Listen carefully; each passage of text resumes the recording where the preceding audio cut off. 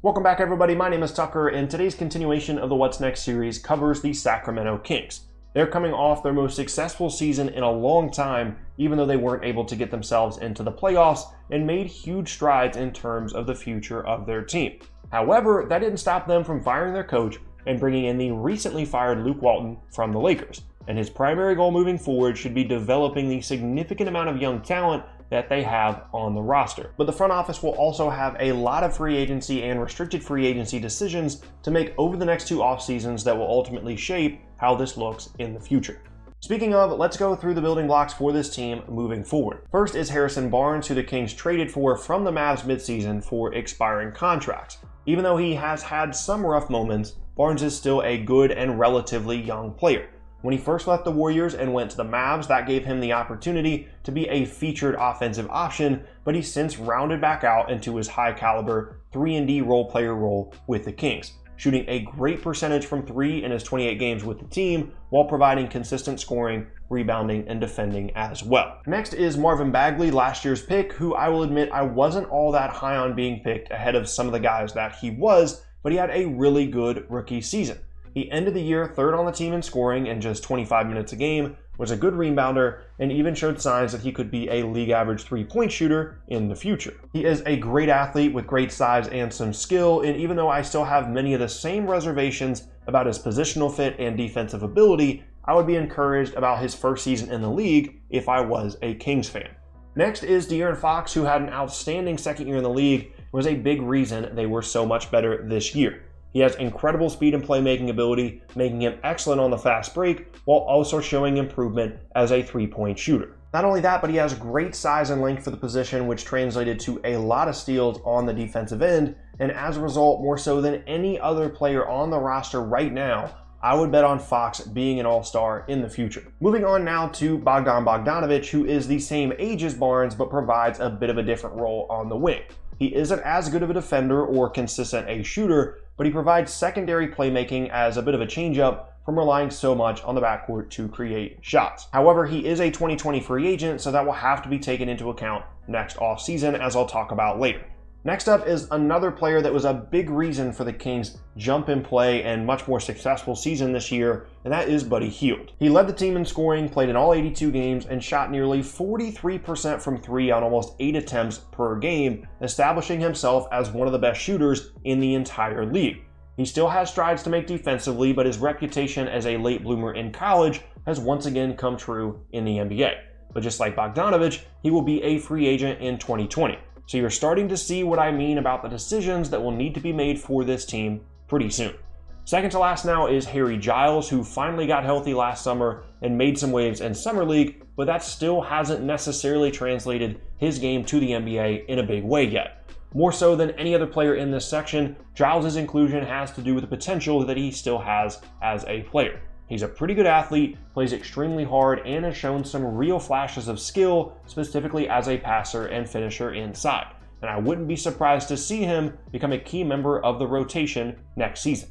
And last up now is Willie Cauley-Stein, who finally came into his own and became the player that he was supposed to be this season after being a high lottery pick a few years ago. He kept his game pretty simple. He finished at the rim, ran the floor, set good screens, and protected the rim while occasionally switching onto guards in ball screens, and that's a lot of value to provide to the team. The issue is he doesn't provide that much more offensively, and he's a restricted free agent this summer. And I'll get more into his situation specifically in the next section, so let's go ahead and take a look at the free agency situation for the Sacramento Kings. Assuming that Barnes accepts his player option for next season, which he should, the Kings go into the summer with about $72 million in payroll, which equates to about $37 million in salary cap space. But they do have one significant free agency decision to make, and that is what to do about Cauley-Stein. He's coming off of a really good 2-year stretch statistically and could be worth a relatively big deal to some teams in free agency, which would raise his value and could mean that they'll have to pay big money to keep him or just let him walk. Now, don't get me wrong, he's a valuable player, but given the Kings' circumstances and their roster, I wouldn't be surprised at all if they let him go in free agency this summer. What he provides is relatively replaceable, or at least 80% of it or so, by signing a much cheaper option at the 5 in free agency, And even if they don't bring anyone else in, they have two bigs on the roster already in Bagley and Giles that should be ready to step up in both minutes and production. And I really don't think Bagley's long-term fit is at the 4 spot anyway, so when he was drafted last year ahead of players like Luka Doncic, I figured that meant the Kings were looking to move on from Cauley-Stein this offseason, with Bagley in his place moving forward. So having said all that, assuming the Kings let him walk, they'll have about $37 million in cap space, like I said, which is more than enough to bring in some help to try and push this young group towards the playoffs. I could see them making a run at a guy like Tobias Harris as a good scorer and shooter on the wing, with the kind of size that gives them a lot of versatility in terms of what kind of lineups they can put on the floor, because those are really the kinds of players they need to add. They've got perimeter scoring talent in Hield, Fox, and Bogdanovich, and bigs with Bagley and Giles. So really they just need some wing depth, some shooting, and a backup 5-man as well, and they could compete for a playoff spot next season. The issue is that they have to fill those holes in their roster in free agency entirely because they don't have the rights to their draft pick this year. It'll go to either the Celtics or Sixers because of a stupid salary dump move they made a few years ago, which is unfortunate because they really could use one more young lottery pick on a rookie contract. And again, like I said, they've given themselves the flexibility this offseason, assuming they don't bring back cauley-stein, to add some finishing touches to this roster around their young core. Technically, they could always bring him back on a fair deal, but his skill set just seems a bit redundant on a roster that already has two promising young bigs, so that cap space that he would take up would be much better spent elsewhere, in my opinion. And the reason all of this is really important and why I'm taking so much time going over their 2019 free agency is because the Kings have a lot on the line in 2020 free agency, so making the correct decisions now and using their cap space wisely will be key to building a sustainable roster and keeping a payroll that is capable of taking on the big rookie extensions that will likely be coming up in the next few off seasons. So as we look forward to the summer of 2020, the Kings have a ton of cap space, with only Bagley, Fox, Giles, Caleb Swanigan, and the partially guaranteed contract of Nemanja Bjelica on the books for that summer. However, Barnes, Hield, and Bogdanovich will all be in need of some new contracts if they want to bring them back, with Fox being due for an extension in 2021 and Bagley in 2022. And that's what you really start to run into with teams like the Kings that have good young talent.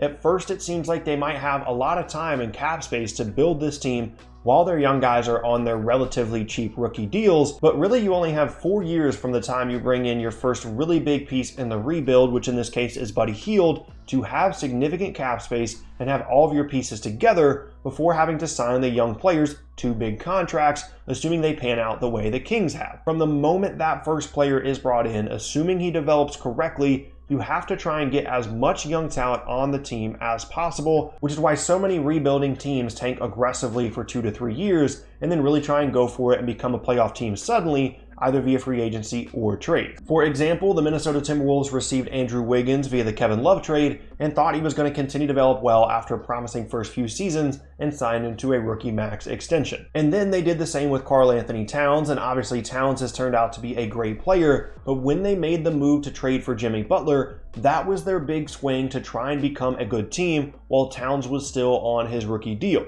But that didn't work out, and now both Wiggins and Towns are on the book for max contracts, which is severely limiting their flexibility. There are other examples of this. The Suns are now going to be paying Devin Booker $26 billion plus a year because they wasted the years of his rookie contract by drafting poorly, while the 76ers have made a ton of moves to attempt to take advantage of Joel Embiid and Ben Simmons' rookie contracts. And that's the kind of crossroads that the Kings find themselves in now. And as a result, I wouldn't be shocked to see them spend big in free agency this summer. Honestly, if there was a team that I would bet on throwing Tobias Harris a max contract, it would be the Sacramento Kings. They should be a playoff team with him on the roster next season as long as their young players continue to develop, and the only alternative would be to keep their cap space until 2020, hopefully missing the playoffs again next year and getting a lottery pick to add to their young talent base, but then they'll have to pay those 3 2020 free agents that I talked about, which would leave them with the choice of either losing some of their young talent or using up all their cap space just to run it back with the same team once again, when they could have gotten a player like Harris this summer, then gone over the cap to bring back their own players next year in the off seasons after that, while always having the flexibility to package some of their young players and a draft pick to go after a star level player if they wanted to. And I know for some of you that watch my videos on a regular basis, this might seem like a weird thing for me to be advocating for, because typically I don't think spending big on non-max free agents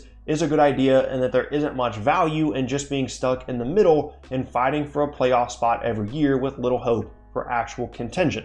But this Kings situation isn't a typical one. If they don't make the correct moves this summer, they stand the risk of losing some of their young players in free agency next summer, or paying big money just to run it back with the same team that they have right now for the next few years. So I would advise them to use the flexibility they have now, then bring back the young guys and count on the development over the years to continue to progress towards being a top-tier Western Conference team. Or like I said, they always have the option to make a trade to make that happen as well. And in the end for them, there's a lot of different possibilities, and I'm really intrigued by the Sacramento Kings as a Western Conference team that could end up being really, really good in the next few seasons with all the different directions they could go in, free agency, drafts, trading, things like that moving forward, or they could just be right back where they've been for the last 10 or so years at the bottom of the West if they make the wrong decisions. And there you have it. That is going to be the end of today's video, and I thank you all very much for watching. Once again, my name is Tucker. If you missed any of my previous videos, then be sure to check out the boxes on screen. Thanks again, and I'll see you all next time.